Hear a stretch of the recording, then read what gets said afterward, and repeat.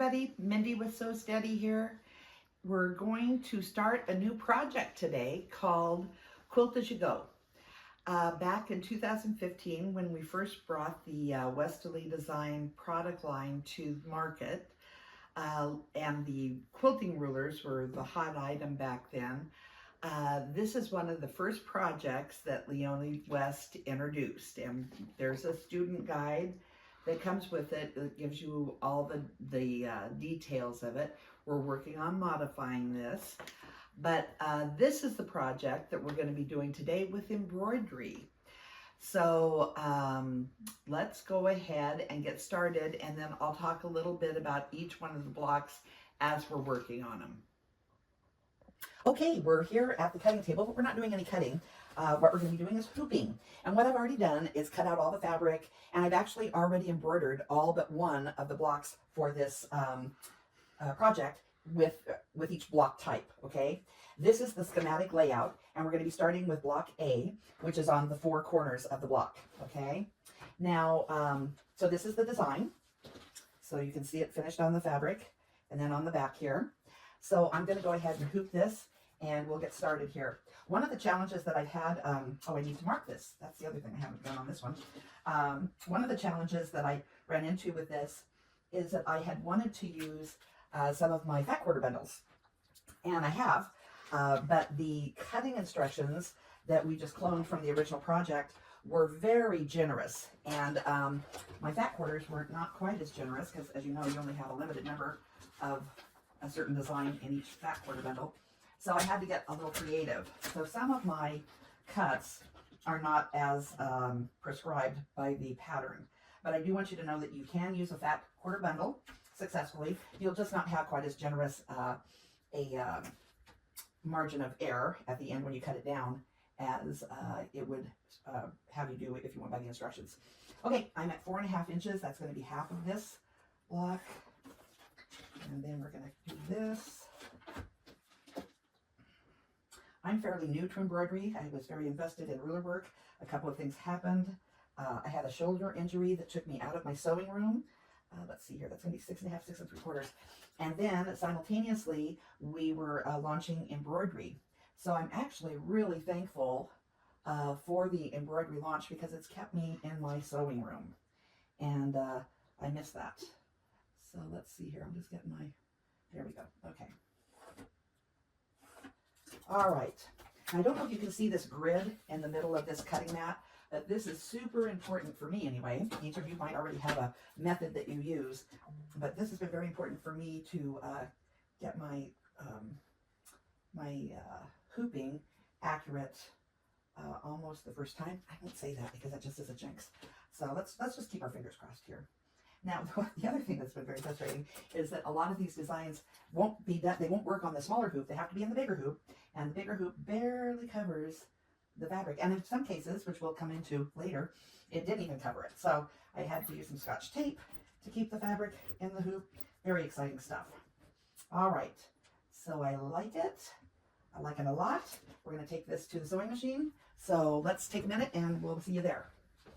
All right, so I'm back at the embroidery machine, and I've got my USB stick in here. I've selected the type of file for my machine, and what you'll notice is we have collection 1, collection 2, collection 3. These are all sampler set designs. That's where we started. The sampler set was the very first rulers that were introduced, so that's where we started with our embroidery designs. So let's go ahead and put this in here, and let me just grab those blocks real quick here that I had already done. So this is the design that we're going to try to find here. So I know that it's in collection 1. And let's see, let's just go down there. There it is. It's block A, COQ spinning wheel, SPW. So I'm going to go do that. Now this one, I want that size. I'm not going to modify, enlarge, or shrink it. I've already tested it. It works on the block. So I'm going to go ahead and set that. Then we're going to go ahead and put the foot down and hit embroidery and layout. And I'm pretty close already. So we're going to move and get that needle right where I want it. Okay, hit okay. And just so you know, this is going to be 39 minutes. We're not going to take that for 39 minutes. So we'll go ahead and get started, and then we'll come back before it's quite finished. But here we go.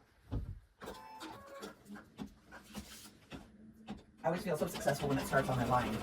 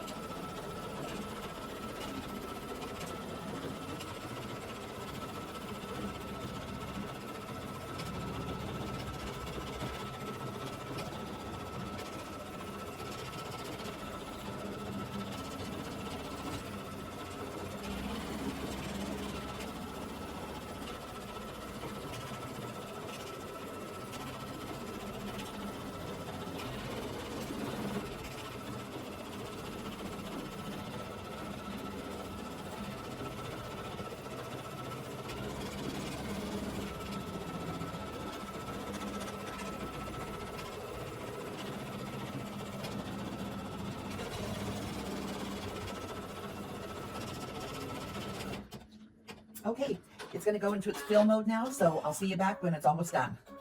Okay, we're back here and we've got 1 minute left, and it's just filling in the little rosettes in the middle here. And I've managed to get through this whole design without having to change the bobbin. Now, where's my wood? So that's pretty good. I do usually check to make sure I have a pretty good bobbin in before I do the fill, although you can take it out and change it and put it back in, and the machine remembers right where you were.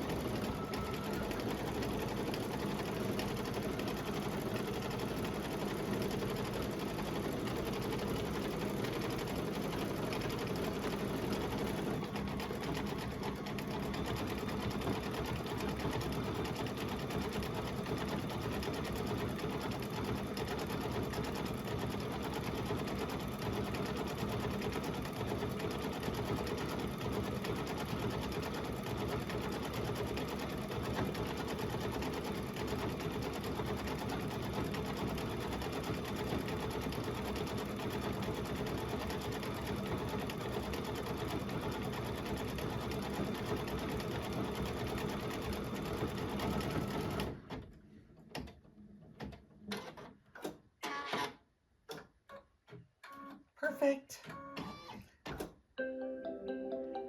Okay, now this is done, and I'll meet you back at the cutting table where we'll get ready to do the next block. Okay, so here we are with block A all finished. But this is one where I used the fat quarter bundle. So my margin for cutting it down is pretty slim. You have to really make sure that your pattern is right on the mark in terms of being in the center. But I was willing to take that risk because I really wanted to use that fabric. So there's block A, and now we're going to move on to block B. One thing that we didn't talk about, because this does have fill, is that I did use stabilizer on all of the blocks that have fill. And you can kind of see it. It's just a real soft one, but I found after doing a lot of testing that the blocks definitely come out better when there's fill if you have the stabilizer in there. But I don't use stabilizer on any that are just normal, what I would call quilting designs. All right, so now here is block B. And block B, I guess you can't see the quilt. Block B is on the inner circle, and it's in the center, there and there, okay? Now, I'm gonna make a true confession here. I put this fabric in the wrong direction, so my pattern went this way, and I got to pick that whole thing out. I do not recommend that at all. So I think, what do carpenters say? Measure twice, cut once. I think I should start subscribing to that theory. All right, so this fabric was also part of a fat quarter bundle. And so I really, set myself up for some opportunities here.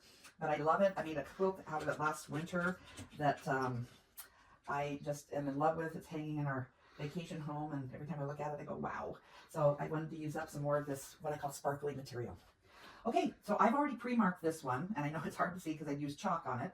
But what I'm doing is using my grid. So I've got this on that line, this on the major line here, and I'm just marking or using those markings there to make sure I'm in the right position for this. I'm going to move my block notation, and then I'm going to take this. This should go ahead and capture the corners here, so I should be good. All right, so now we're going to take this over and we're going to find this flower design that is in a pattern here. That's hard to see on that side, but this side, and get started. So meet you back at the sewing machine. All right, well, I did check my bobbin and I just made it by the hair on my chinny chin chin, so I did change that. We got a good bobbin now. So we're going to return here, delete, and we're going to go back into our collection 1 designs. And let's, oh, wait, gotta pick my file. There we go. All right, so now we're going to scroll down. What I'm looking for is the flower design right here, okay? So that's what I want. But I don't want it going across. My long way is this way, and that's the way I want it. So I'm going to go ahead. One thing I am going to do, because on some of these, I did do some modification in size. I think this one I stayed with the right size, but let's just measure this. Let's just measure it. I'd hate to have one be one size and one be another size. I did upsize this one. Okay, good to know. Thank you. So we're going to set this. We're going to edit. We're going to first rotate it 90 degrees. Okay, I know, like that. Now that we're going to size it. And so we're going to just take it up. I think that's as far as it would go. All right, so now let's take this one this way. 3, yep, that's the right size that way. And let's see this way.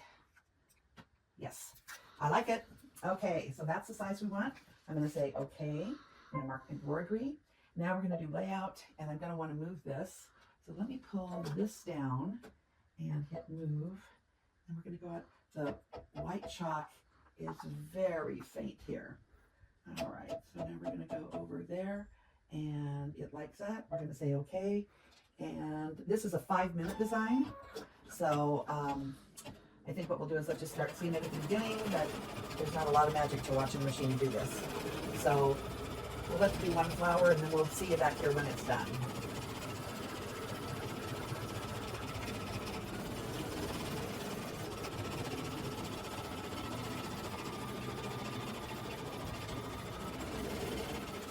It is on a bead stitch, so this is going to show up a little more. There's another one in there that's not bead stitch that would be much faster. But this material is kind of shiny, so I wanted that pattern to stand out on it.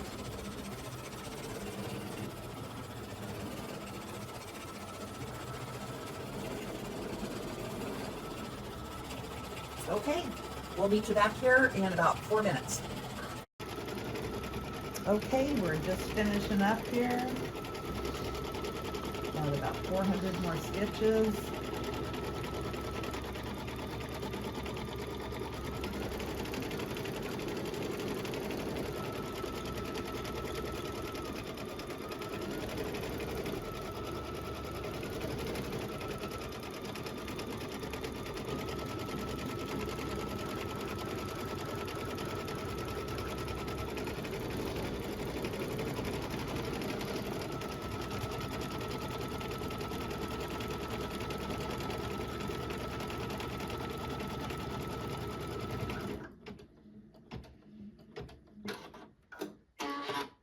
And voila.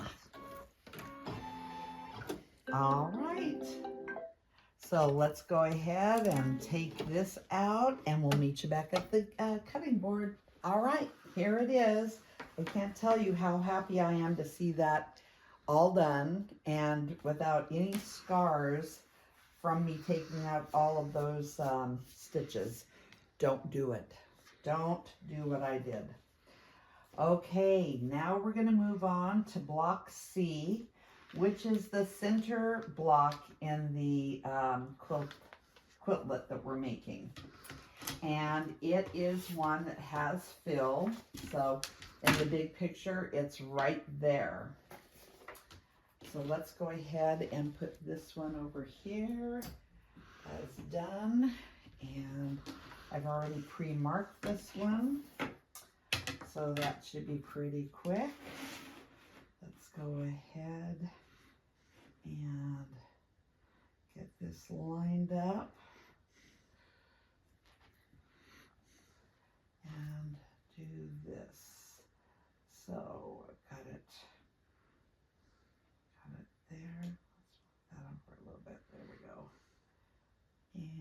This needs to come up just a tidge. Okay. Let's put, oh, gotta take out my marker. There we go.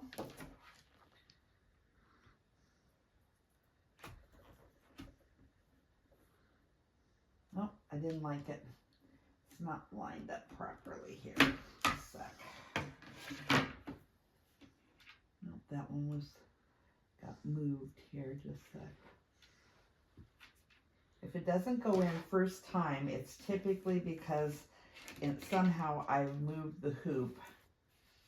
Because this following the markings on the cutting mat has been really successful for me. Before, it's kind of all over the board. Okay, it turns out my eyeballing skills are not as great as I would like them to be. Okay, I think I like it. Yeah. Okay, go ahead and get that cinched down, and I'll see you back at the sewing machine. Okay, so I've got this in the machine. I'm going to go back to collection 1 and pick my file format, and we're going to scroll down. Let me take a look at what I got going on here. Yeah. So it's this one right here. Just get it up there. Whoops, went too high. Right there. Okay. Now that is 7.75 by 7.75. My block is 9 by 12. So I do have some room to enlarge that. And since it is the center block, I think we should do that. So let's do this. Let's go ahead and edit. And we're going to size. And let's see what we get here. 9 by 12. Let's do 8.5 by 8.5. Actually, let's see here. I think I can make it bigger this way. So let's see. Okay, so now it's 9.25 by 8.5. So I think I like that. That'll fill the square a little better. Okay, so let's go ahead and say okay and embroider. And let's put that foot down and hit layout, move, and oh, that's as high as it wants to go. That's okay. Let's go over here. That's great. Okay. Now, I probably am going to have to change my bobbin. Maybe not because of the fill amount, but we'll see. If I don't, I might go buy a lottery ticket. Okay, let's go and get started. This one's going to take 59 minutes, folks. So we're going to come back to this one. I'll just show the first little bit of it doing its thing, but yeah, we're gonna come back to this.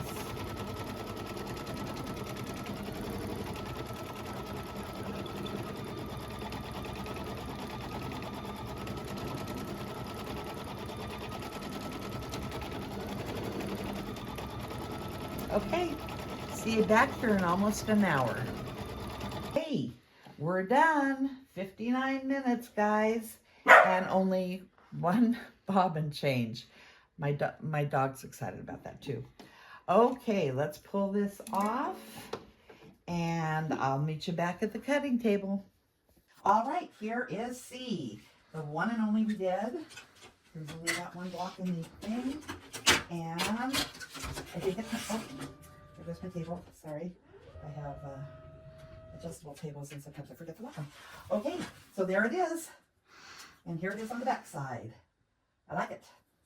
All right, we're going to move on to D. And D is one of those where the design was big enough that I couldn't use a smaller hoop. And because I did use fat quarters for this one on the back side, I couldn't get the full amount of cut that if you went by the pattern you would have. So guess what the hero is of this? Scotch tape. And this is my own, MacGyver. I'm sure somebody out there has a much more elegant solution, but I know that Scotch tape is going to be my friend here because I've done 7 other ones like this. So let me find my Scotch tape. There it is. And what we're going to do is take this, and I'm just going to do the 4 corners. I'm going to try not to move the hoop. Yeah, I said that, then I did. Try not to move the hoop while I do this. All right, there. I'm going to keep it on my lines to make sure that I have the integrity of the position right. All right, so there's that. And then I'm going to come up here and do that. And over here. Now the back is still loose, so I am going to turn it over after I get this on. It's amazing how easily the hoop goes on, though, whenever there's not fabric in between the hoop. All right, so now we're going to turn this over gently, very gently, not so gently. And thank goodness it did catch in a couple places there. All right, so now what I'm going to do is a little tape on this side too. And once you have the machine going, then it will keep it in place. But this is getting it there and getting it started. All right. And this is the only one I had to do this with, and that's only because I did cut it smaller than the pattern recommends. Okay, so D, there's 8 of these. And so this one, well, let's meet you back at the sewing machine. All right, so I've got the block loaded onto the machine, and I'm going to select my pattern here. And I'm going to go to my file, and it's collection 1. And it happens to be this second one that has just a little bit of fill in the center. So I'm going to go ahead and hit that. And that's 7.75 by 7.74. I like that size. But you know, before I say that, I'm positive I didn't make any changes. But let me measure this real quick. I don't want to have to take out any other ones here. Yep, it's standard size. Okay, so let's go ahead and lower this foot. And I'm going to set this. And I'm not going to edit it. I'm going to embroidery, layout, move. I don't have to move it a whole lot. There it is. Okay. All right, so this one is 15 minutes, which isn't horrible. So let's go ahead and get started, and we will come back to this one as well.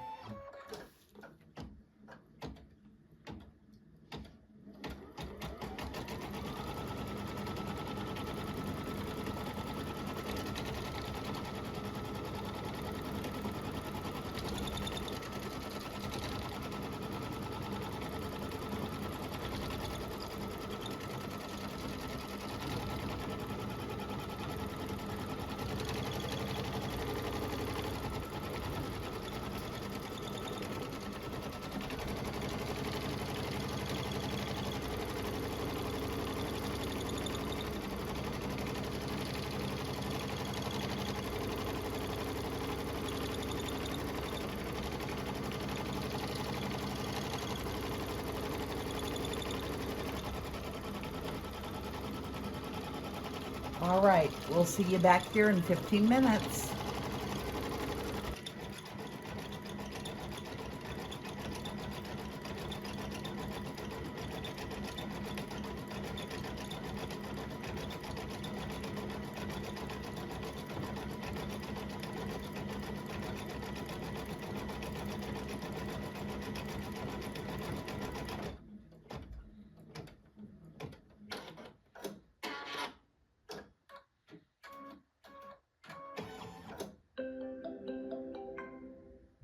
All right, here we are, and the back came out great.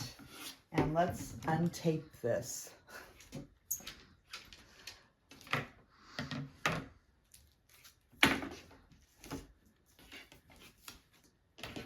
All right, voila, there it is, block D. So let me get that out of the way.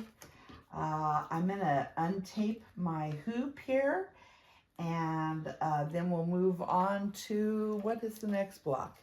E, A, B, C, D, E. All right, I'll be right back. Okay, block E is going to be circles.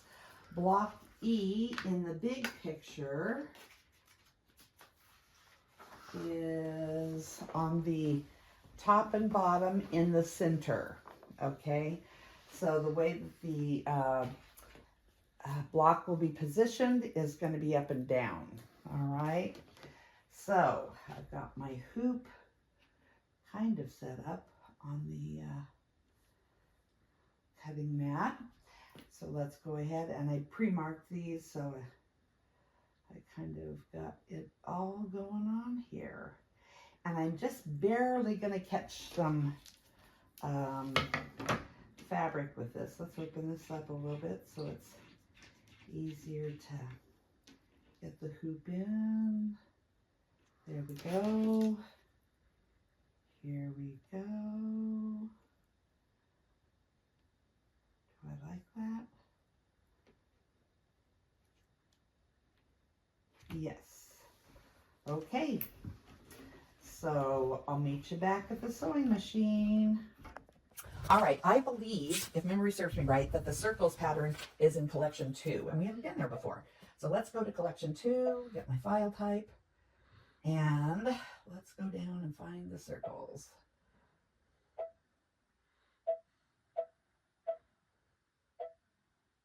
Here we go. Okay, I'm going to do, I think it might be those circles right there. Let's see, 3.75. No, that's not the right one. We do have different sizes on some of these. So if you want a different size, that's 5.75. That might, I don't think so. I think we have a different one that's going to be bigger. Let's go up here. There it is, 3.87, 7.75. So there's 3 different size circles. And what I'm looking for is 8.06 by 4.41. So that means that I am going to have to manipulate the size here. So let's go ahead and set this.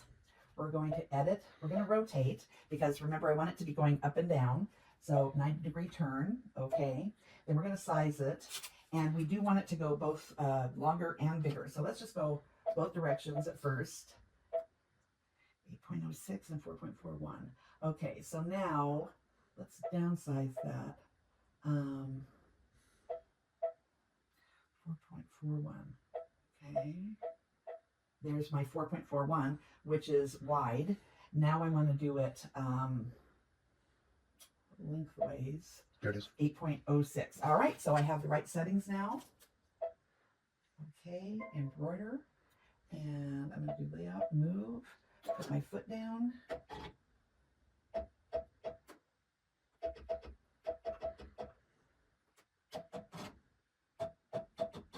Okay, up a little bit, maybe back 1. There we go.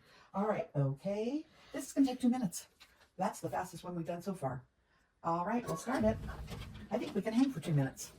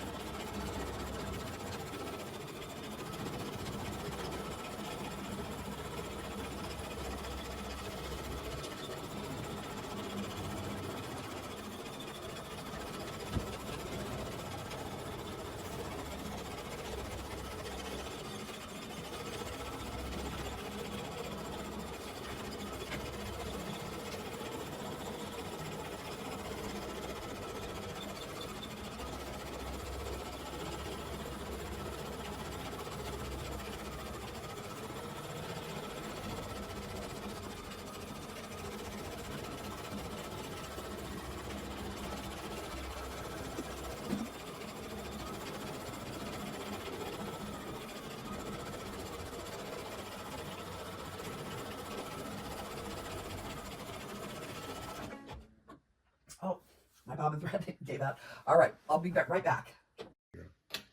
All right, so now here we are. Now what did happen is I forgot to put my, or cut my thread. So I am gonna go back. I think it's this one.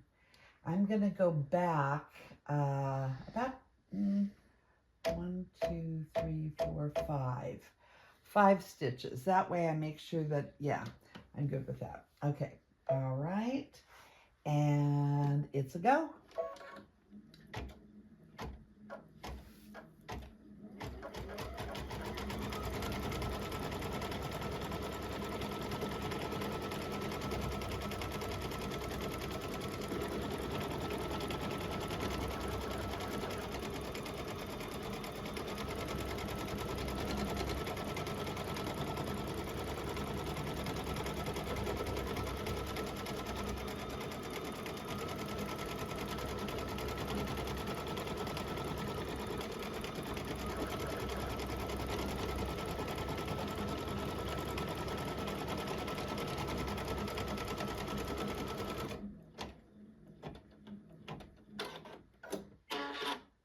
Okay.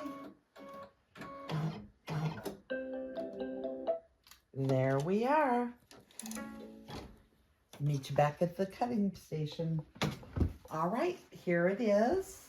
Here's the back side, and looks great. So now we're on to F. Only 2 more after that one. All right, now F is a smaller one, so I'm going to get to use a smaller hoop. Here we go.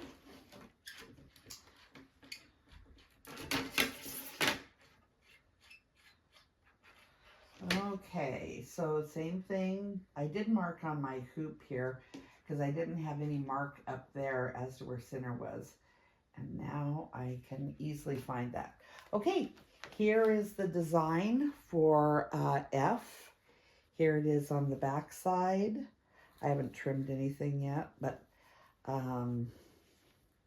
yeah. So let's go ahead and get started here. I've marked block as always. I've got that there, and that there and there. I like it, I think. Let's see, that might need to come down just a tidge there.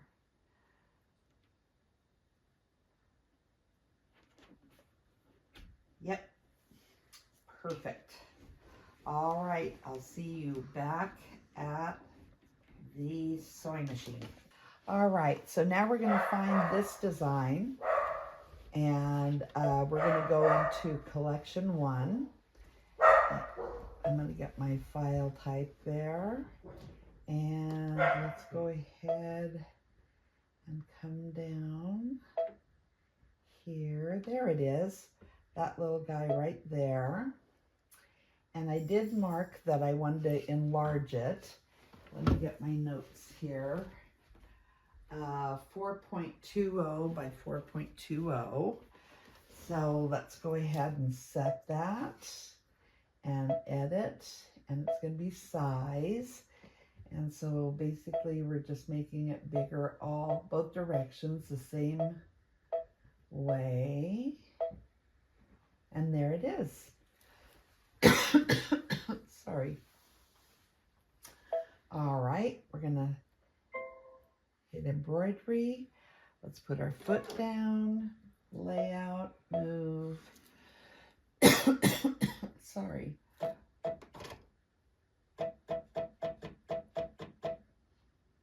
like that. I think maybe a little bit more that way. Back one more down this way. There we go. All right, here we go. And this is a 10-minute one, so we'll come back on this one. Right?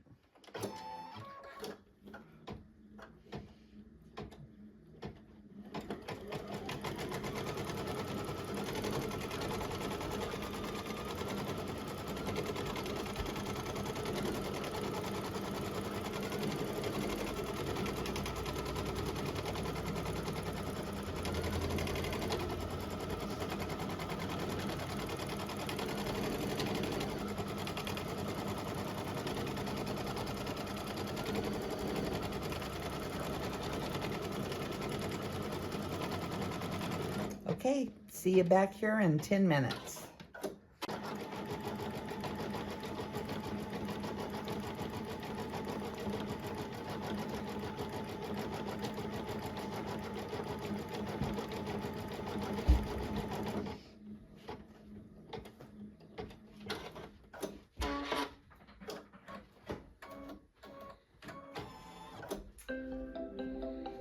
All right, this one is done.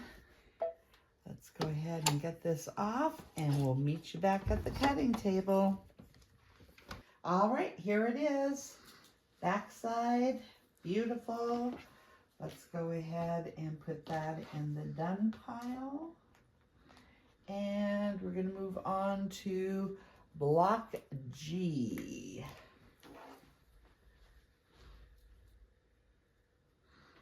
And let's see here, I'm gonna do this and get this one right here. Put that over there. Okay, this one's gonna be clamshells. And this one, G, is on the sides. So I'm gonna want the clamshells to be going on the longer side here. Let's show you on a block. So here's the block, so that it's gonna sit like that. All right, I think when we cut that down, that'll look good. Okay, so let's go ahead and get this hooped.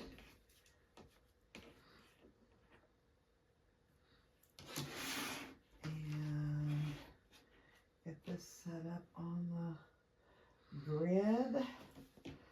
I'm gonna open up that a little bit more. Okay, there's that. There's that. This is marked. I think it's just barely gonna grab the material here. And where's my center? That's good.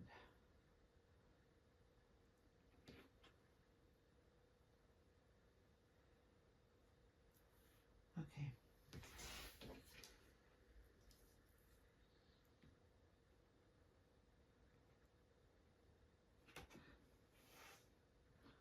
Alrighty.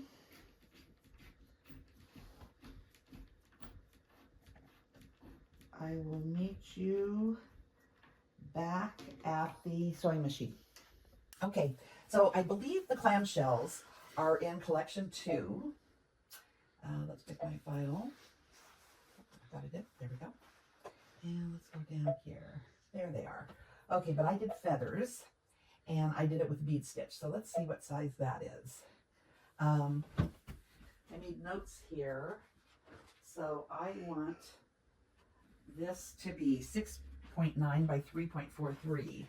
And this one is going to be too small. So let's go back here. Let's go up to this one. 1.87, cancel. Okay. Are there any others here? There are, but I have the eyelashes on them. So let's just check this one out. That one is 3.85 by 7.72. So what I'm going to do is downsize this one. All right, so we're going to set that. Now we're going to rotate this because the long fabric is this way. So we're going to edit, rotate 90 degrees. And now I'm going to want to, I'm going to say, okay, now I'm going to want to size this, but I'm going to downsize it. So we're going to do, it's too big. It's good. No, it's 3.83 and 7.72. So yeah, I need to downsize the whole thing. So there's 7.09, 3. Let's go down. 3.46, 3.43. That's okay. Now I want to get the that's good. 6.9 and 3.4. Okay, I like it. So let's go ahead and set that. And we're going to go ahead and lower this and move, set embroidery. Okay, now layout, now move. And we're going to come back this way and then up. I think over a little bit there. Okay, and this is going to take 4 minutes.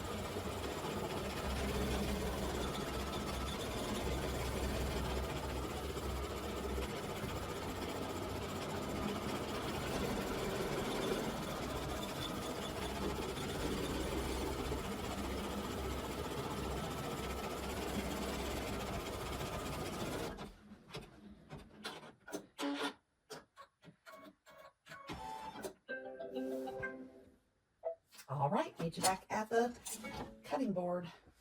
So there we are. There it is. Here's the other side, liking it. And we're down to the last block for embroidery here. Okay, so this is F, and we're going to do the same flowers that we did before. I think I have a little bit different size flower though this time. So it's this one, because this is in a bigger block. All right, let's come here, get this all set up. Put this in here. Did I, doesn't look like I marked this one. So let's mark it. If I did, the chalk has moved on. So let's go ahead and get this marked. Put it on the 10. Get that straight. All right, and that's going to be 5 1/4. Here's my ruler. Buried. There we go. Okay. Let's get that. We don't need the cutter.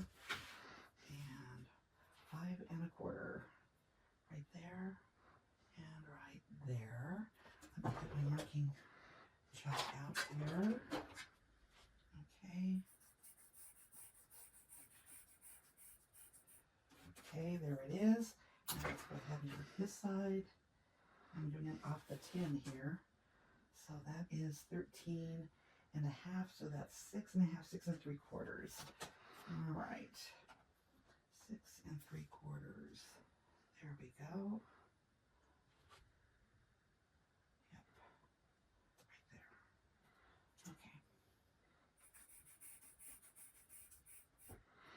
just need these marks to show up while I got it set in the hoop. All right, so now let's go ahead and put that hoop back where we like it. There it is, there it is, there it is. Let's come down a little bit. There, okay. And this is going a long way, so we'll rotate the design. Okay. And there we go. Okay.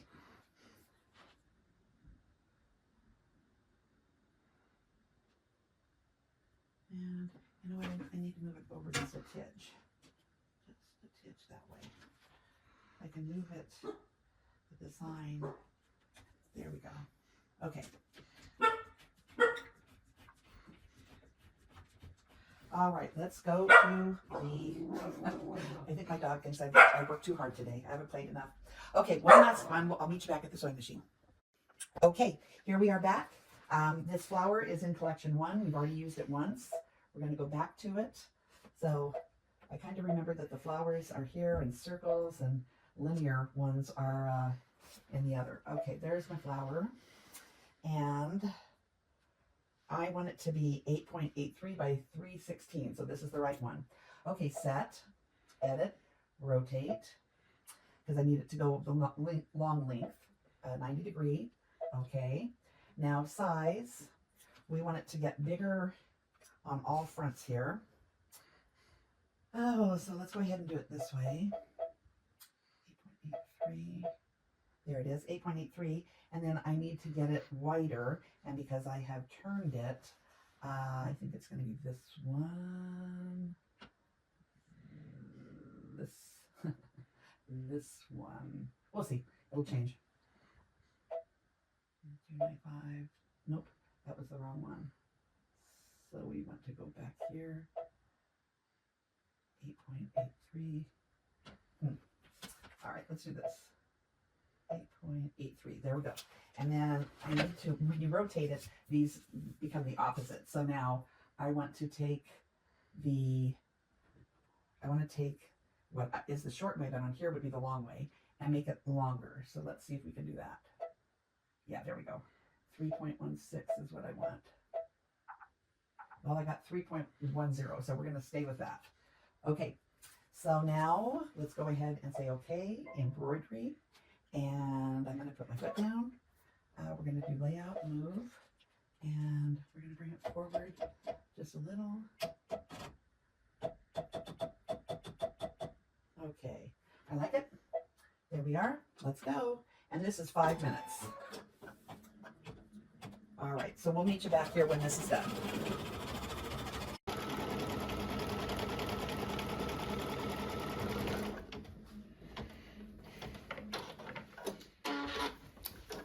Okay, here we are.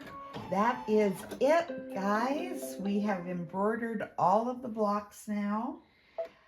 So what we're going to do is stop here. And I think what I'll do is cut all these down to size. And then we'll come back and we'll actually put the quiltlet together. All right. Let's see the back side here. Yep. There it is. Okay, I'll see you soon. Okay, everybody, we're back. Now what I've done is trimmed down all of the blocks, and even the ones that I used the fat quarters on, I was successful in getting all of the designs where they needed to be and cutting down to proper size. So, as you can see in this layout, all of our side columns, top, bottom, are symmetrical, but in the center they're not. So what we're going to do is put this together from the center out.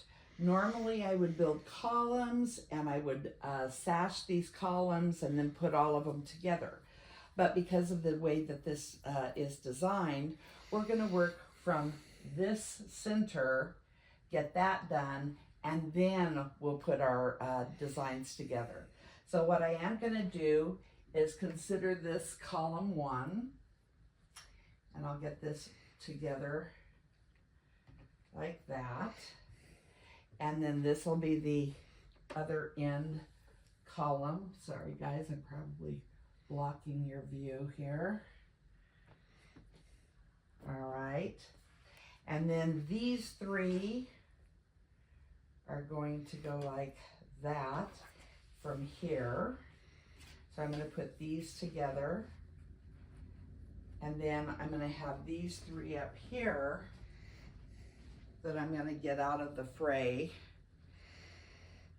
right now. And those I'm just going to put together in the center because we have both columns here. We need both of these for both ends. All right. So I'm going to come right back. We're going to cut some sashing and start putting this thing together. Okay, so now I'm ready to start plotting how we're going to do this. We're going to put these together in this row, in this row, and in this row. Okay, so I'm just going to put those up there for now. And then once I cut my sashing, we'll start putting the whole thing together. I'll be right back. Okay, ladies, we're back here at the cutting table, and I'm going to start cutting. Well, I've actually started cutting the sashing. I did decide to use the lighter color from the front. I've looked at both sides, and I think that it is overall a more light than it is dark quilt, and I think this will play well on both sides. So I'm going to be cutting the sashing 1.5 inches, which is about as skinny as I am comfortable getting, because that's going to mean that I've got 3/4 of an inch of sashing between each of these blocks. And when I'm capturing 1/4 inch of seam on both sides, that only gives me 1/4 of an inch of error on either side. So that's where we're going to go here. I am going to do 2 inches though for the binding.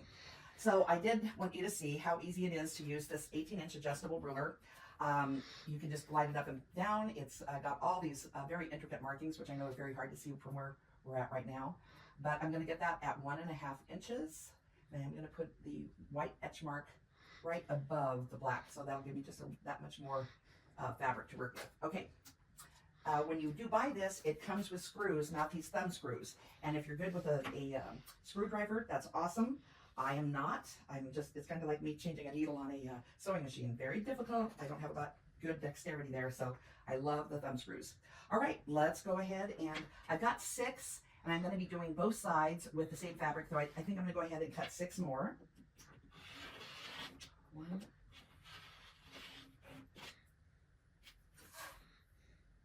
Stand up and see. I've been having my cutting tool skipping, and I just changed blades, so I'm a little confused.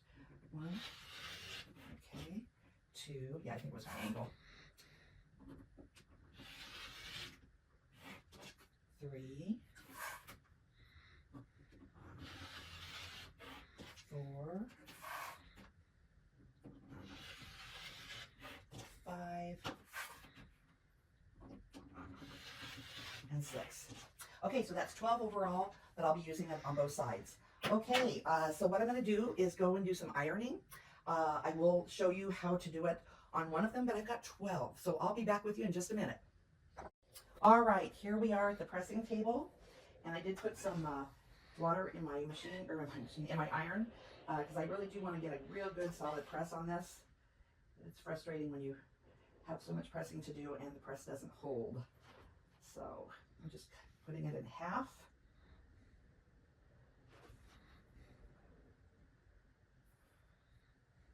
Love this wool mat. I used to have a little tiny, like 9 by 12, and when you're doing long stuff like this is just so much more efficient if you have the room. If you have the room. Okay, so there's the first stage. Now I'm going to take this, and I'm just going to put it to the center, right where the crease is that I did.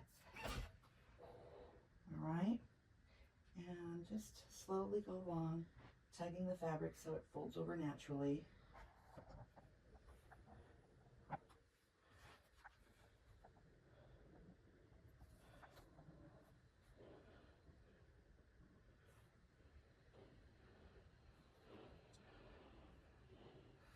All right, let's pull it forward.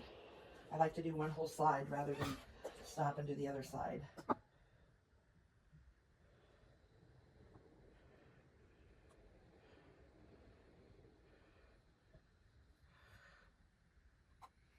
All right, now we're going to come to this side, In the same song, second verse, you're just meeting the fabric right in the middle of where your other fold is.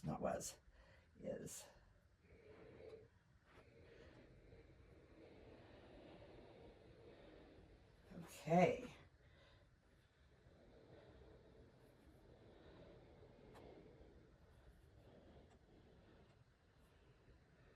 All right.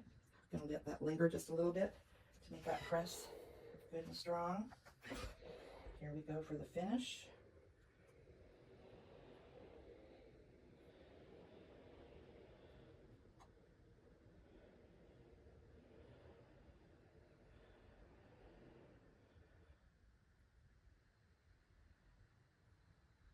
Okay, now while I have it here, I'm going to go ahead and cut off my salvage at both ends, because the last thing you want to do is get this thing on there and then see that you forgot to do that. You've got salvage on part of your sashing. Okay, so there it is. It's not super skinny, but it's not wide either.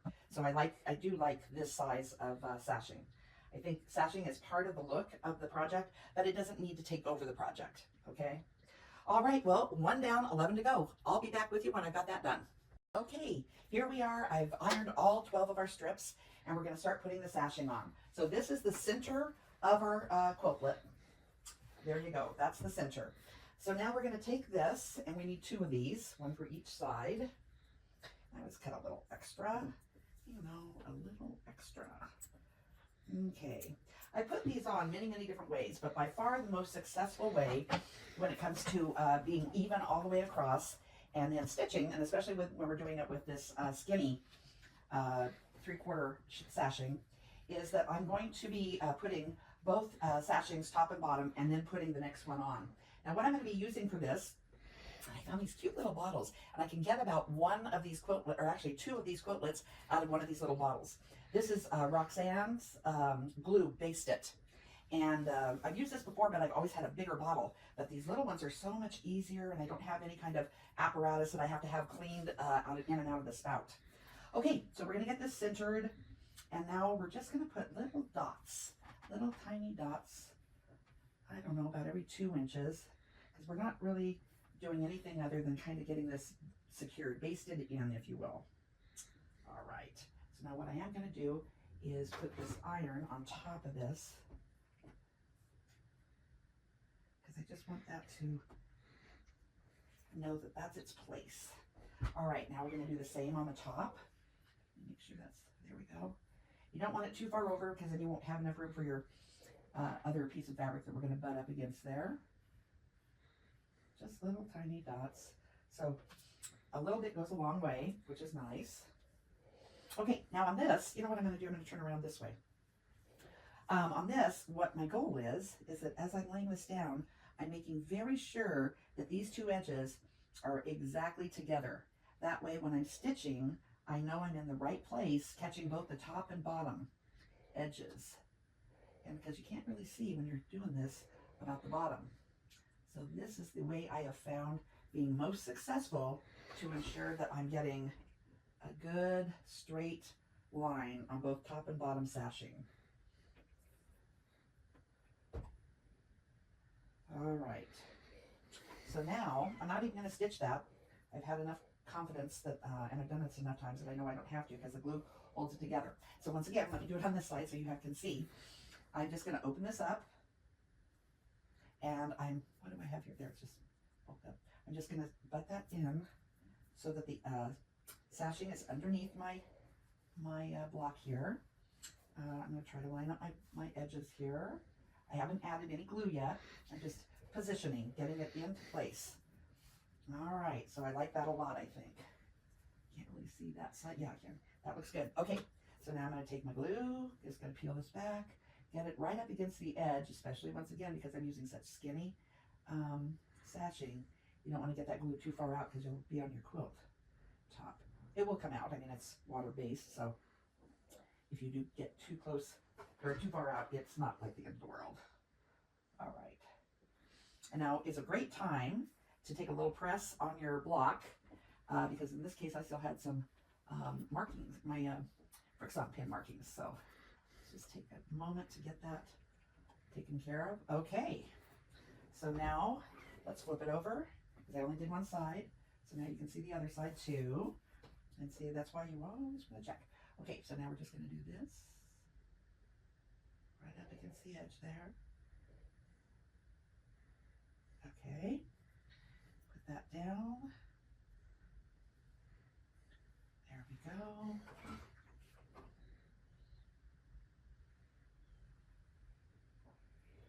Okay, now we're ready for the other piece. So we're going to do the same on the second verse. Take this. I'll just leave that extra there. I'm going to have to trim up anyway. You know, I don't like though, because see how this didn't stick down right? I mean, the ironing job has come apart a little bit. So I'm going to give a quick iron to this to try and keep that fold down while I'm gluing. One more time here. All right, now let's do it. Oh, and I'm going to need a top too for this. So let's take a minute and get another one. So I got exactly 3 out of that, but these are the longer ones, so I'm not surprised. Let's see here. Let's do this. Okay. So now we're going to go ahead and just do.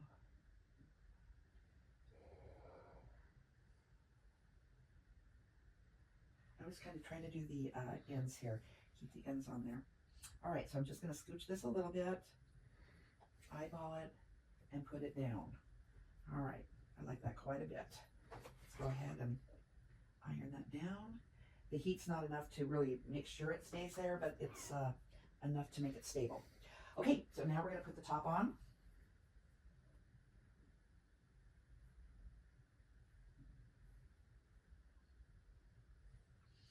All right, take this, I'm going to work from this end, and we're just going to make sure that we get those edges right together. That way when we're stitching this on, we'll make sure that we're getting both sides of it.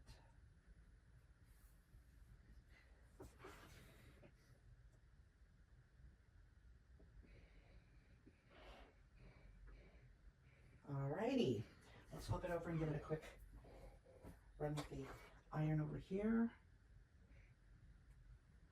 Okay, let's get the black stuff off. I don't know what that is, but it does not belong there. It's also a good time just to inspect and make sure. I tried to trim these up, but every now and again you find one that you didn't see before, like right there.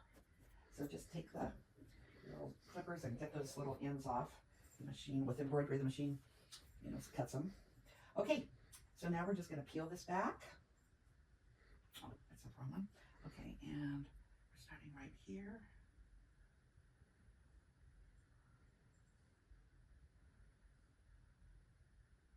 Okay, now we're going to take this and we're just going to get that right there. Now the first time I didn't put the glue on first. You can do it either way. When I feel not quite as comfortable, like not as confident that everything is where it should be, I won't put the glue in first. And don't worry if you're a little bit off on your cut, like this, it'll have to be trimmed down. I have to trim all this down anyway, so it's no big deal. All right, so now here we go. Do right along the edge. Okay, there we go. So now just lay that down. Give this a press. And I used to do like one sashing, go to the sewing machine, come back, do the next one. I found that the glue holds it great.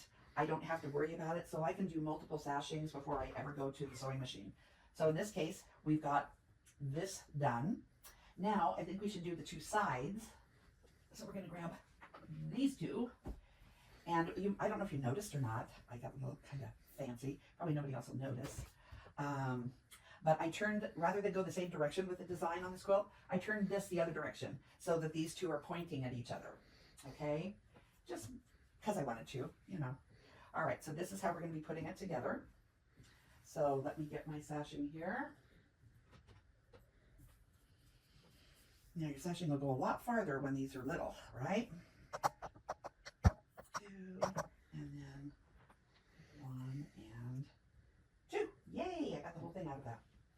Okay, so now we're going to just take our glue, we're going to put it right here. Just going to move this up. Okay, now this is where that, the ironing, the sashing iron didn't pull as well as I would have liked. So let's just do this right now. All right, put that on there. Get some of that Frixion pin off my block while I'm at it. All right, now let's come and do this. 6. And I'm going to iron this down again.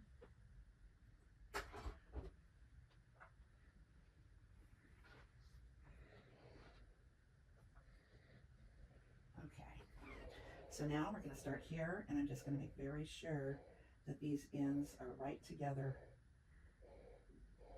Okay, I'm going to put a press on that.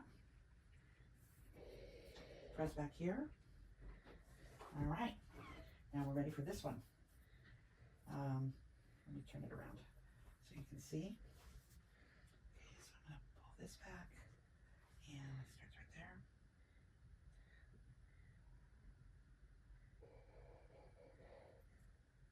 Hold that in 2 places. I'm just going to pull this in, try to get it lined up as good as you can, and release it. I like that. I think that looks good. Let me pull this back right against the edge here. Okay, there we go. Press that. Flip this over, press that. Now we're going to do this last piece right here. Just made that on that one. Oh, you know, I'm going to press it again. I really like them flat. They're just much more, much better to put the glue on rather than have them sticking up and end up getting glue on the clothes and places it shouldn't be. All right, so we're going to just put little dots here. All right, bring this forward to the fold, put it down like that. Sometimes on the end, it'll try to flay out, kind of like when you're doing piecing. And at the very end, if you're not careful, it'll go in a little bit different direction, so be careful of that. All right, here's our other piece. Now, the way that I have done it other times is I would butt this up right now, put my glue here, butt this up, but I don't get the same precision with the sashing on the front and back. So at the end of the day, you can learn from my mistakes, and this is the best way to make sure you have very precise sashing placement. All right, let's just give that a press, turn it over, give that a press. All right, now we're ready for this to go together with this. All right, so let's go ahead and do that, and that. Now we're just going to scooch this in here, let it right up. It's kind of like whenever you're piecing and you're getting your seams aligned, you can feel when that's together. And it just will look perfect. It looks perfect. Let's go ahead and turn that over. Give it a press on this side. Okay, so I've got the center and one side done. I'm going to go ahead and get the other side and some of the columns done, and then we'll come back. Okay, here I am. I've got my sashing on now. We cut 12 strips, and of the 12, I've used 9 so far just to get the columns done. So what I've got is this and this. Then I've got this for the bottom here, this for the top up there, and then the 2 sides. So right now, what we're going to do is go ahead and sew all of the sashing on all of these. And then the next step is I will get, after this is sewn together, I will do sashing here and attach these 2 middle to the, or bottom middles to the middle of the quiltlet, and then we'll go to the sides. So I'll see you back at the sewing machine. All right, here I am at my Janome M7. I've got their ruler foot on, and it's in ruler foot mode. This is our EmbroideLee tool. So this is going to help me. I'm going to put that foot right here, and it's going to help me find a straight line down these sashings, which is pretty important. And as I have it in ruler work mode, on this machine I can't move the needle one way or the other, at least not that I know of, when it's in ruler work mode. So I'm going to use the etch marks that are on the tool, and I actually have the etch marks just a little on the inside of the edge here, because I want to make sure that we're catching, remember, the sashing underneath, so I don't want to be too close to the edge. All right, let's go ahead and get started here. So I'm the one operating the machine. There's no feed dogs or anything. So what I'm going to go for is a nice, steady, even pace so that my stitches look normal. All right, I'm going to move it forward. Going to get that line right where I want it.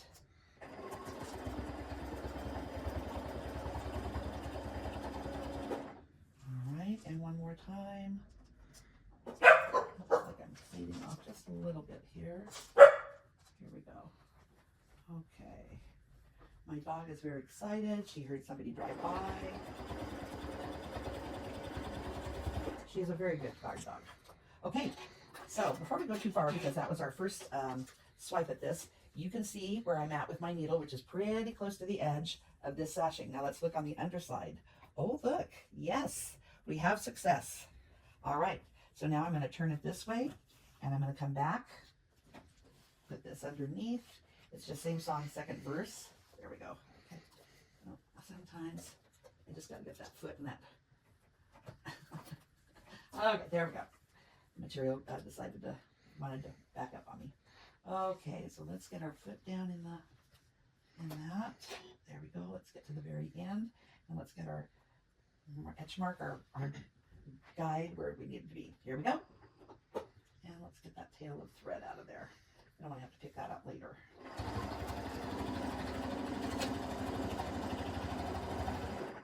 All right. I'm going to slow down the stitch just a tidge there. It's not a race.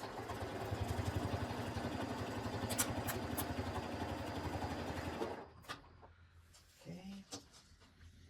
Once again, on this part, I want to make sure that it's as straight as it can be.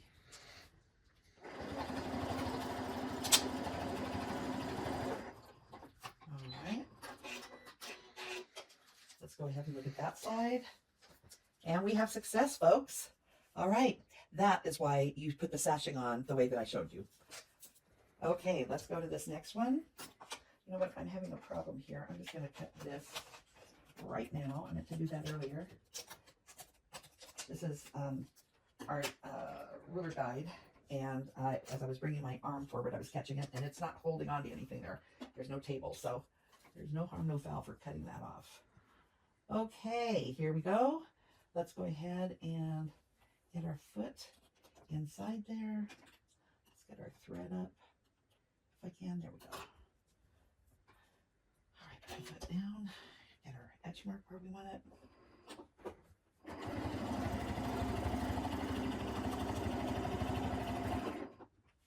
So the edge mark is where the stitch is going to be. So I don't know, I think that's maybe 1/8 of an inch there, don't you think? About, yeah. Yeah, but I have it to the side of the sashing, so. Because you would remember that I made this 3/4 of an inch, so I don't have a lot of play. Now, if I want to be fancy, I don't even cut the thread. I did want to see it on that first one, make sure that it was working properly. But I'm just going to bring the foot over here. That takes all that angst about where everything is out of play. Now we go here.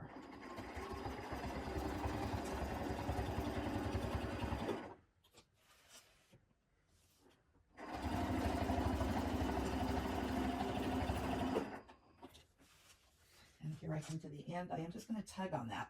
I want to make sure that I end up straight, not kind of like, you know, when you're piecing at the very end, the tail wants to go off a little bit. You just want to make sure that's not happening on your sashing too. All right, there we go. Our first sashing on the project, and I would say it's a total success.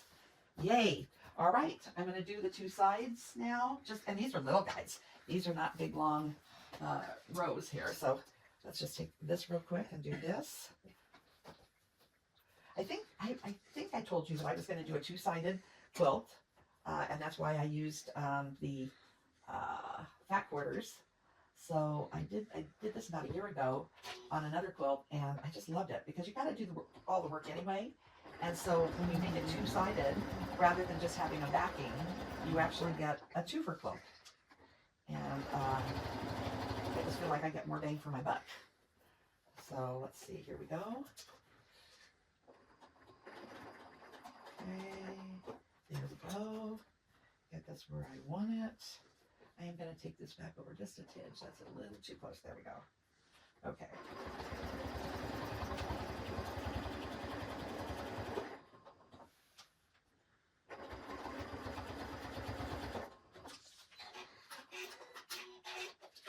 I do usually stop and look, because if there's a problem and I need to do something over, there is a little problem on this one. The last, I would say, inch of this, I didn't quite catch on this side. So I'm going to come back over here. Let's see, we're going to do it this way. I'm going to come back over here. I told you that needle was just a little too far. I didn't get it quite where I wanted it. Okay. And it will come back into play here. Now I have the same measurement at this end, so I want to see if I can, it's hard to see, folks. Let's see here. Let's do it this way. Okay, let's get it. I want to be over here. There we go. I want it right there. That's exactly where I want it. Okay, now I'm just going to turn it. We're going to come back up here, push this up just a tidge, and needle down. Okay. Let's take a look. And I caught it that time. So I'll go, when I'm doing my little trimming, I'll take off the extra threads and stuff, but you can't even tell that. So, okay, let's do this side. It is really important that you get it lined up properly at both ends, because that's what's going to make your success here. And it's the very, just so you know, it's the very last etch mark on to the right that you're playing with, because there's lots of etch marks there. And if I was able to move the needle on this, it'd be a different etch mark. So, all right, here we go. All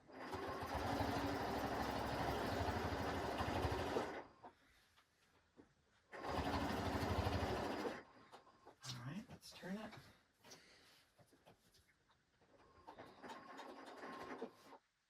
One more. There we go, I think.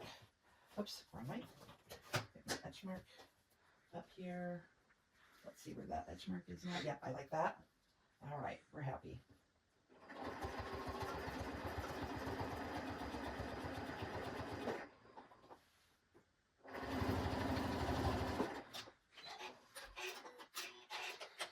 Okay, I like it, and I like it.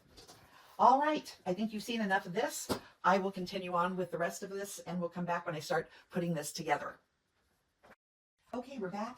Now what I've done is, this is the center. I've taken all of our strips. I've sewn them, the sashing on them. I've cut the edges. I went ahead and got the center sewn. So this was a column, and then these two were columns. So now what I'm going to do is be attaching the bottoms of this to these two ends. Now the reason I know for a fact that I'm at the right side of this is because, remember this little design that I said I pointed in two different directions?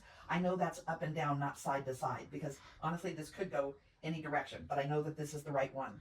So, and by the way, I did use up all 12 of the strips that we had cut, and I've now cut 6 more, and I'm hoping that'll be enough to go across everything that we have to, but I'll keep track and let you know at the end. Okay, so let's go ahead and take this over here. I've got all my pressing already done. So now we'll just go back to attaching the sashing.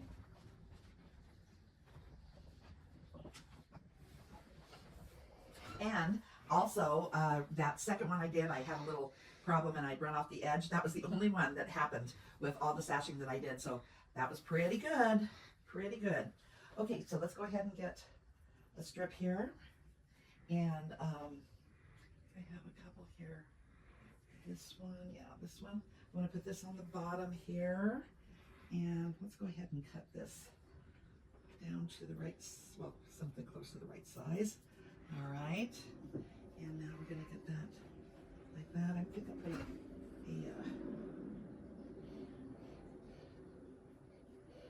press on that to just flatten it a little bit. All right, where's my glue? Here it is. As your glue gets down a little bit, you'll want to put them upside down so that when you pick them up, your glue is handy. That's the only thing. And of course, if you're a patient person, you can wait till it comes down. I'm not very patient. Let's get this out of the way here. So while I do this, so I'm just going to gently move this forward, put it on there all the way down, and I like it. I like it a lot. I'm going to take some of the weight that's back there and pull it up so it's not trying to pull that down. So let's go ahead and take this and put it on here. All right, let's get our glue again. Remembering to just put the glue on the cut, closest to the cut edge as you can. Also make sure that when you come to where you've put the sashing on, put some glue on the sashing. Because what you're going to be trying to do is making sure that all that matches up, and you don't want that moving around on you. Okay, so where's my sashing here? There's one. That's my other one from the bottom. Let's get this one. Okay. Now, I'm going to press this so it's flat again. I need these to stay in place for me, so if the press job is starting to weaken, just give it another press. That way you can make sure that you've got it really matched up on the side, you know, where your edges are meeting, so that when you are stitching this on, you've got it in the right place.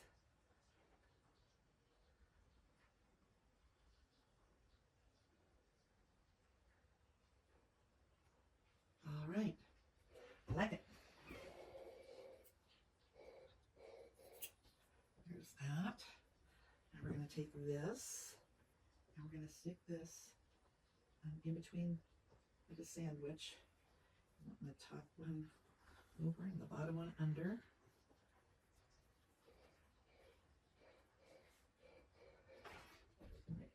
Press. If you see anything that's out of sorts while you're doing this, stop and take a minute to fix whatever it is. Okay, I think I like that. So let's go ahead and get the glue, and here we go. Once again, be very careful to get it very close to the middle of this, to the cut edge, to make sure that you don't get glue actually on your quilt. All right, here we go.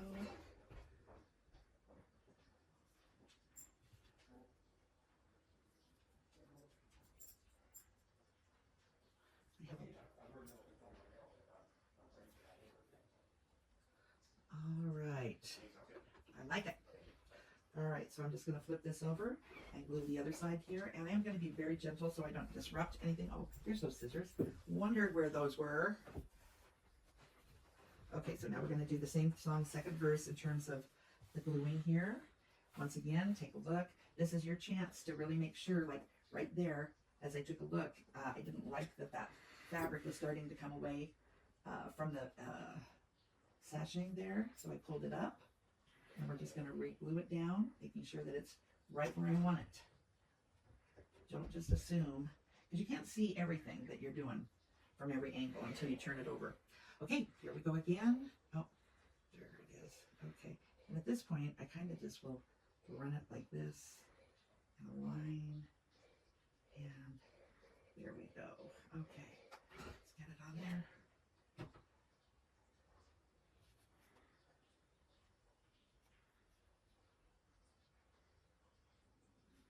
All right, so there's one side. Now we're going to flip it over and do the other.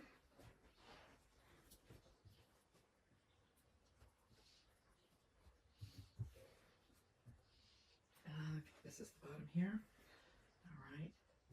And just so you know, just like you do with binding, I took two of these and stitched them because I was having a ridiculous amount left over that I couldn't use. It was like just a few inches short, and I thought, well, I can still use that. So I just used it like a binding, but I'm putting it on the back side, which is also, you know, it's a reversible quilt. So it's okay to look at. It's just that I didn't want it on the front side. What am I doing here? Oh, glue. And I didn't put that down, so let's go use the other one. All right. Here we go. All right.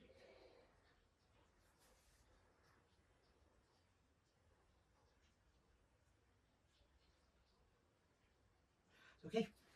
Now we're just very gently going to move it forward. Whoops. Let's get that. There we go. Okay. Very gently move it there. I don't like this. This is too far. There we go. I like that. Okay.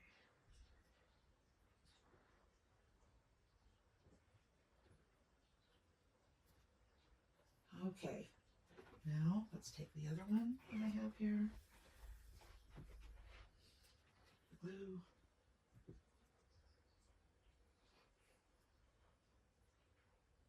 So it's the same process. It just gets bigger and bigger as you work from the center out. But getting all of the columns sashed at one time, I think is efficient, and it helps you see the design of the quilt, and just gives you a better sense of the project overall.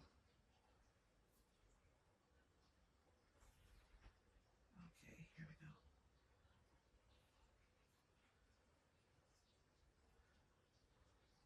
I'm not stretching this, but I am holding it kind of taut so that I can make sure that when those the edges line up. Okay, so there's that. So now I'm ready to sash this. And yes, that's what I'm doing. Okay, sorry there. Okay.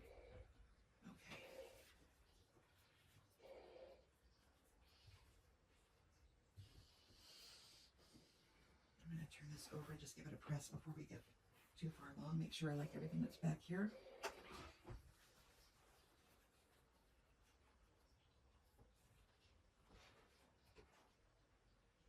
Okay, we're ready.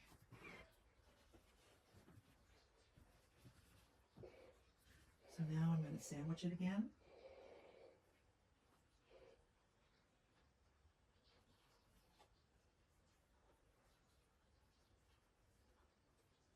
All right, and now I'm going to get it lined up. One more that way. Okay, let me use the glue again.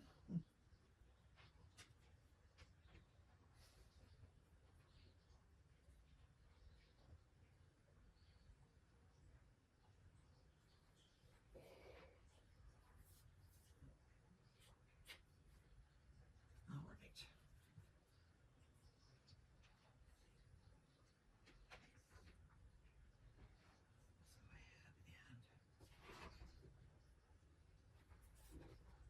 So where that sashing, I ironed it the wrong direction, so I fixed that while I'm doing this. Okay, I like it. Now let's just flip this over gently. Now I need to turn this around so I can see what I'm doing here.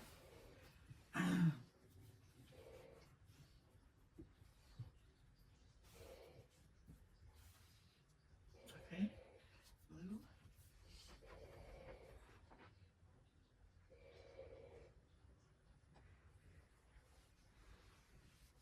Once again, make sure you put glue on those sash points. That way they'll stay in place for sure when you're stitching.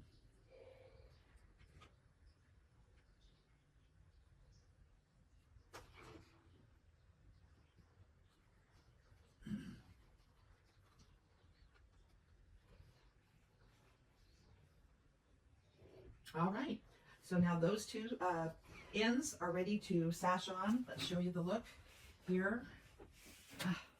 There we go. And then the after we get those sewn on, we'll be putting on the two sides, and the quilt will be completely ready for binding. All right, I'll see you then. All right, guys, here we are.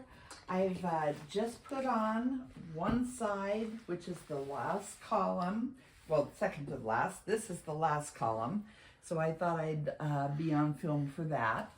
And then we would be ready for binding and completing this. So as we said before, we started in the center. These three were the first ones. We sewed these together, we sewed this middle section together, and then the two sides. And then we just worked from the inside, constructing it, okay? All right, I'll see you back at the ironing station and we'll put on some sashing. All right, so here we are, back to our EmbroideLee tool. I've got my ruler work foot on, and the machine is in ruler work mode. So I am the feed dogs, if you will. And remember that my end game is that my sash or my etched line on the tool is about 1/8 of an inch off the edge of the, or on the edge of the sashing, not off. All right. Let me just kind of take that, put it up here so that I'm carrying the weight on my shoulder here. Okay.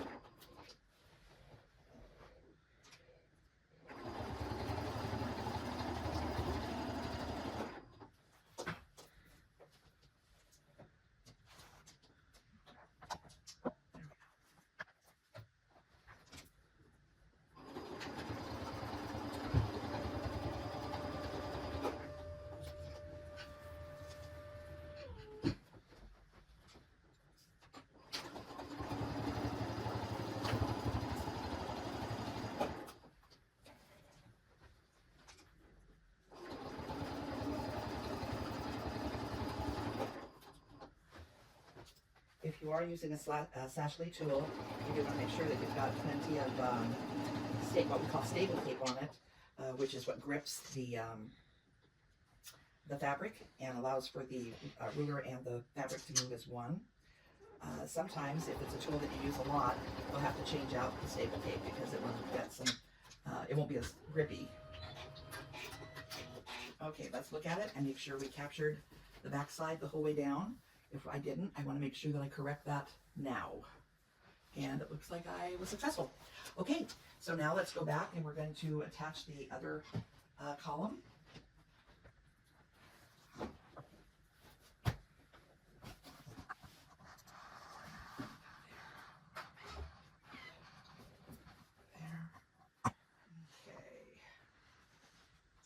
And I want the, yep, I'm going the right way. Am I on? Okay. So one of the things, probably the most important thing when we're putting on this last one, really focus on the alignment of your sashing. There's only 2 points on this that matter. The only 2 places of intersection are right here and right here. Everything else is not matching up to what is in the center. So let's go ahead and get this whole thing tucked in. Okay. And here I'm where I need to be there. Okay. Now what I'm going to do is as I said, I'm going to focus on making these 2 intersections match up. So this is where I'm going to start on both ends. So I'm going to start here and take it this way.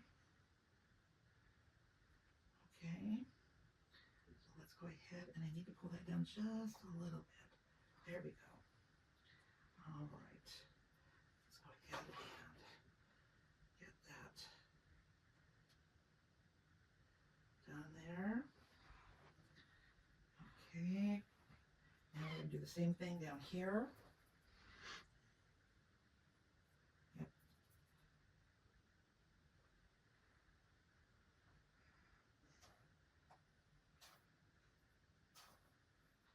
Okay.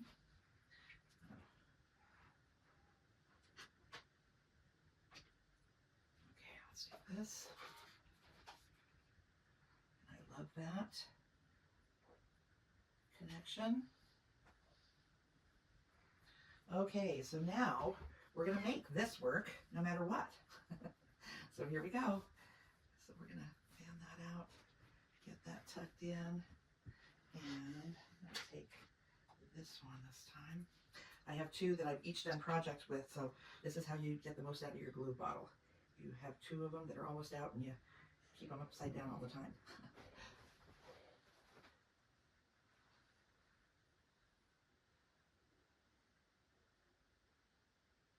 Okay, so now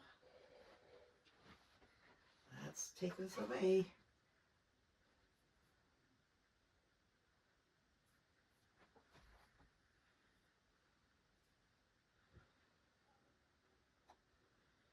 You see threads that are sticking out or whatever.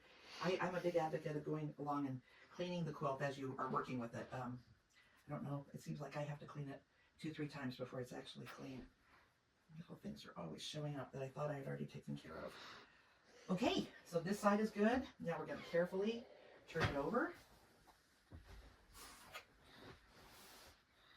And get that bulk over there.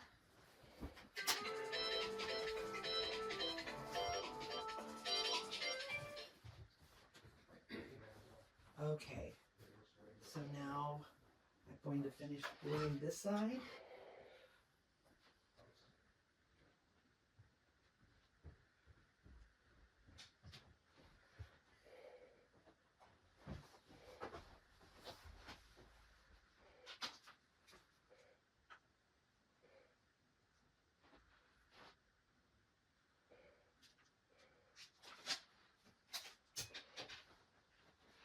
Okay, we won't need the glue anymore. We're done with glue.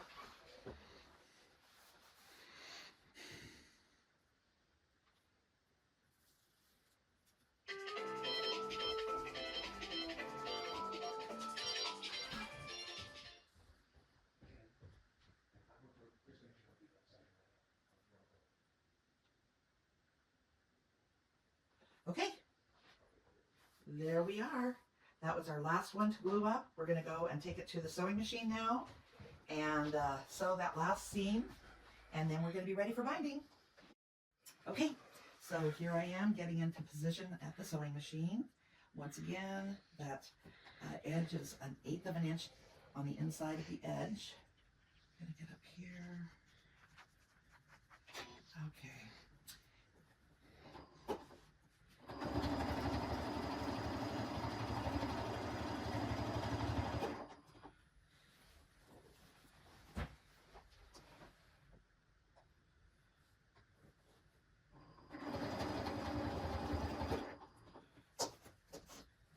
Got to keep the weight above the edge of the table. Everything is so much easier when you do that. Here we go.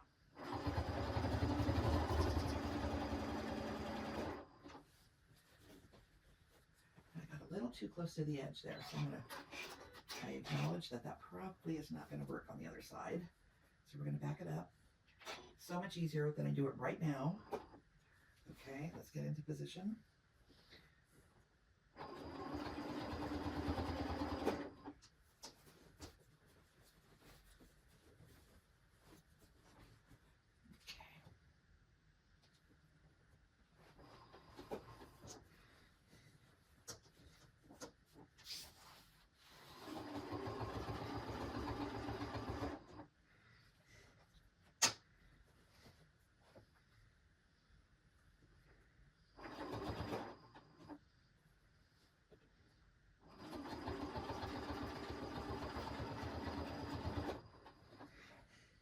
Okay, it should start getting easier.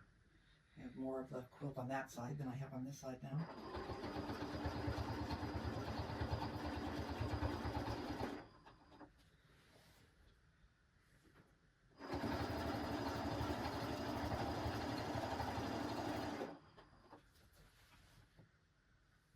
And you don't have to use the Ashley tool. You can just use your walking foot as long as you're just slow and steady and can keep it in a straight line on that edge. That's really the challenge, is making sure that you get both sashings, but you're not too far in when you're sewing. All All right, we're going to stop and make sure that I captured the whole way before we celebrate. Okay, yep, I'm good there. I'm good there. Just a little area right here that we're going to come back to. Actually, that whole first one. So you know what I'm going to do here? I'm going to flip it around so that the weight of the quilt is on the table over here now, and that's going to be a lot easier. So we're going to come back over here. Let me get that. Okay. And let me show you. So right here, I just barely missed it, but I'm going to come back here. So that's going to be, that is on, which side is that on?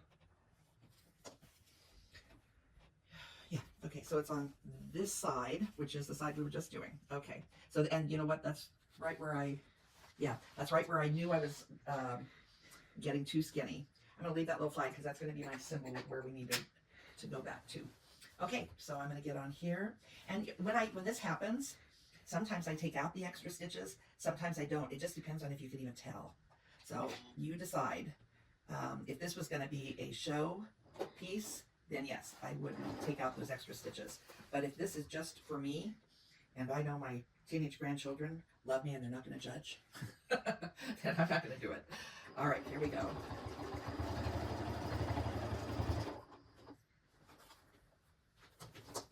Jerry, can you move that? I'd like these low. I want the fall down on it. Thank you. And then because we have the, yeah, there we go. Okay.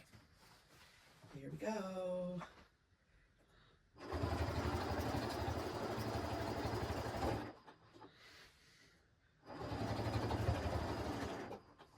And this is not because of this. So yeah, ironing.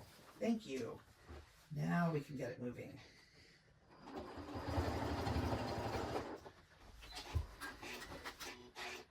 Okay, let's take a look and see if I corrected it.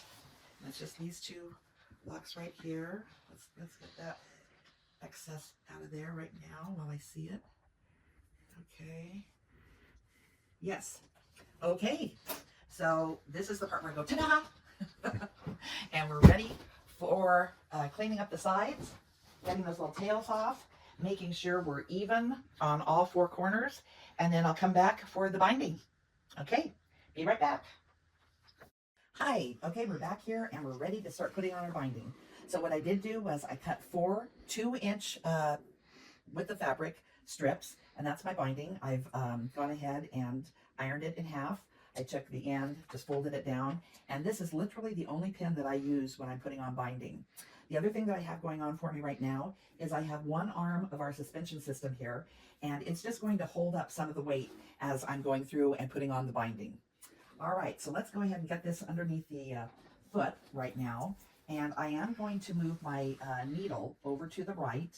And on this machine, I'm going to put it at 8.0, which 8.2 is a scant 1/4 inch. But because I did make this 2 inches, I have a little bit more leeway to work with. And I like my seam to be pretty good on my binding. I don't want it to come off or get too skinny. So let me get the needle where I want it.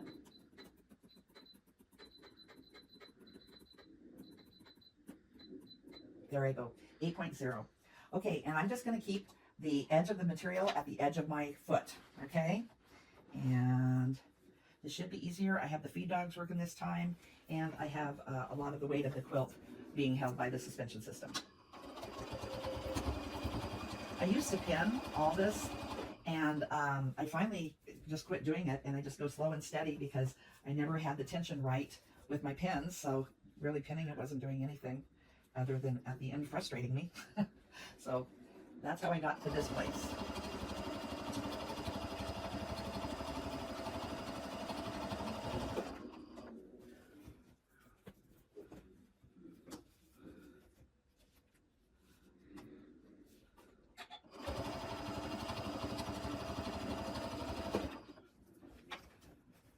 Just take your time, position the the project little by little. One thing Leonie would always say is it's not a race, it's a pursuit.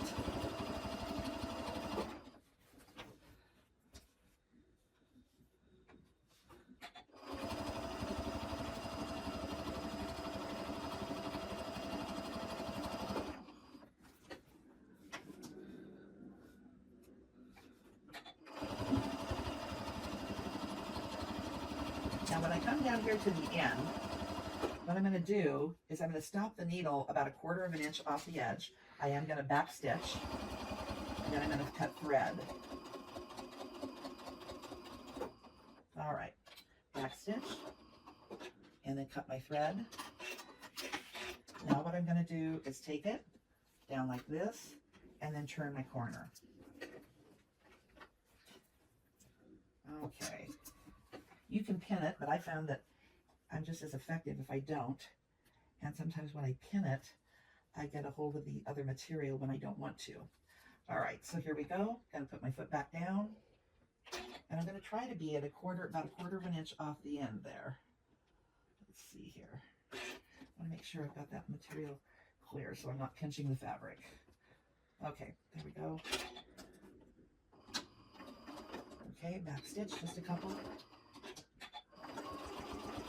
Okay, now I am going to take a minute and I'm going to reposition my fabric. Just, it's very simple. Oops, I got my binding around my neck here. So I'm just going to move it all this way. Take this roller that has a gripper on it for the fabric and then put that in here. Okay, so now I'm back in action. I like to feed the binding off my neck. Just one of the ways that I've got a little more control of it. Okay, I'll put that there. And here we go.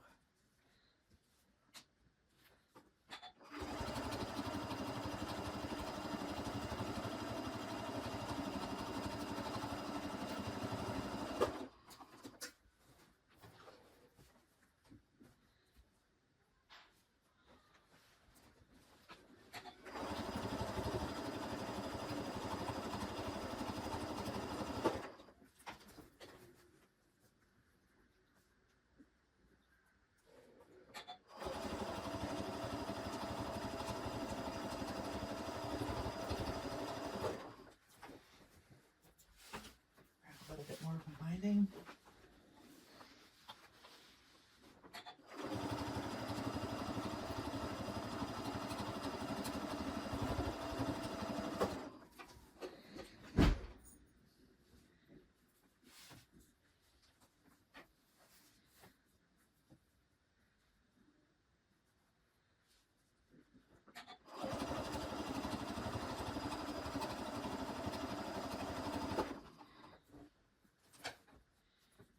Coming up on the next corner here.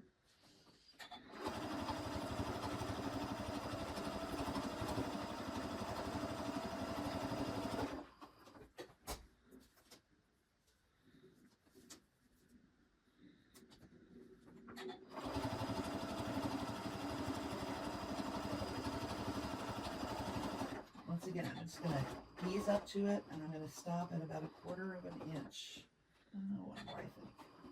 All right, back up, cut thread, I'm going to make the corner, I think I have to let this loose a little bit here. I'll put that back there in a minute, but I want to make sure I get this going before I do. Okay. So I've got the corner here, there I am, there's my excess. What I'm trying to do is make sure that when I start my needle, I'm not going to be pinching fabric from the other side. Then you don't get a good corner. All right, let's take a minute to position the weight again.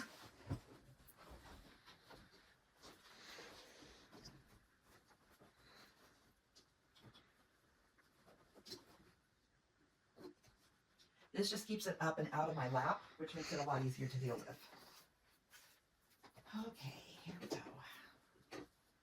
Oh, I think that was the wrong side, sorry. I thought that was the... That's not where I wanted it. I wanted it over here. Here we go. Like this. Yeah, like that. Okay, now we're ready.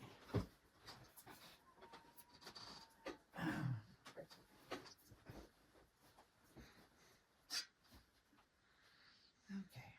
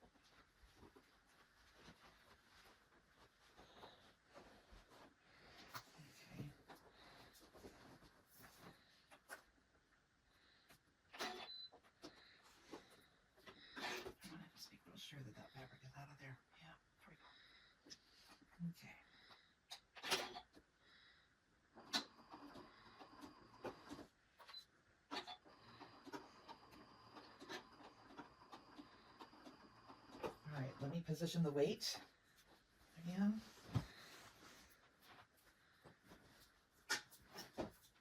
And I'm going right around there, so we'll do it here.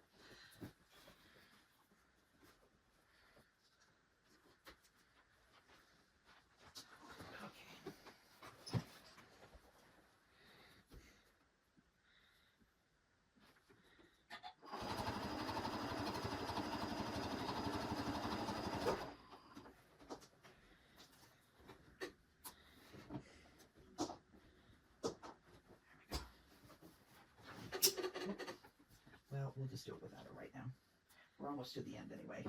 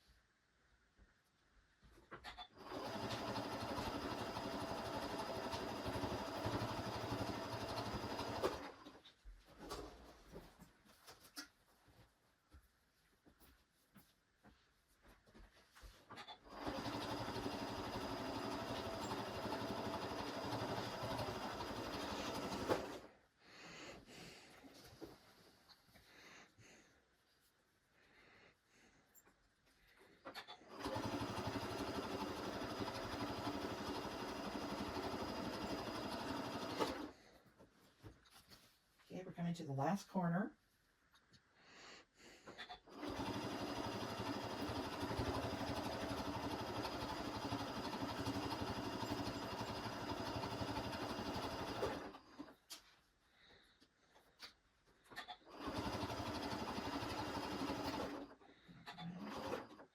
One more.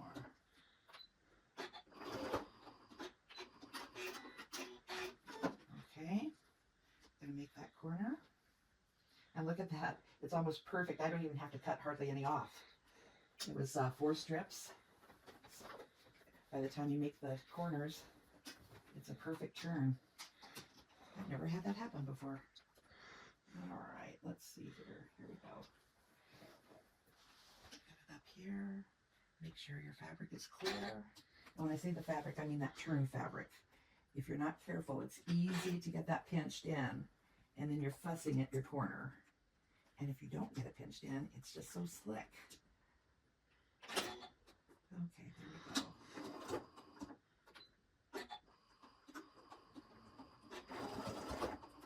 Okay, so now the only thing I am going to do is I'm going to cut it like this. Now it's going to go beyond. See, here's where we stitched, so I have enough room to tuck this in. So I'm just going to cut it at an angle like that. Okay, and then we're going to take this and we're just going to tuck this in right in there.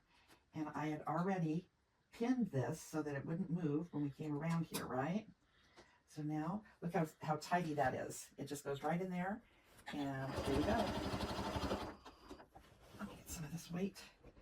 Here's where I would like that suspension system back in play, but not for this little bit. Let me just get this tucked back in there like I wanted it. Okay, here we go.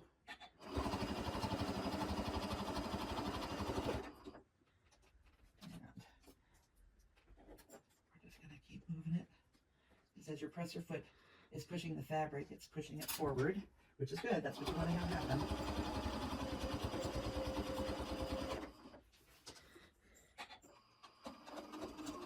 Okay, I'm in a back stitch. Okay, so let's take that pin out, and there we are. There's our little thing. So now I'll go and press this out, and I'll show it to you after I get the binding on. Okay, thank you. Okay, everybody, here it is. Ta-da! So we've got the whole thing done. I did hand sew the binding on, but there's the project that we've been doing. I hope that you enjoyed making it as much as I enjoyed showing you how to. Have fun, keep sewing, and we'll see you soon.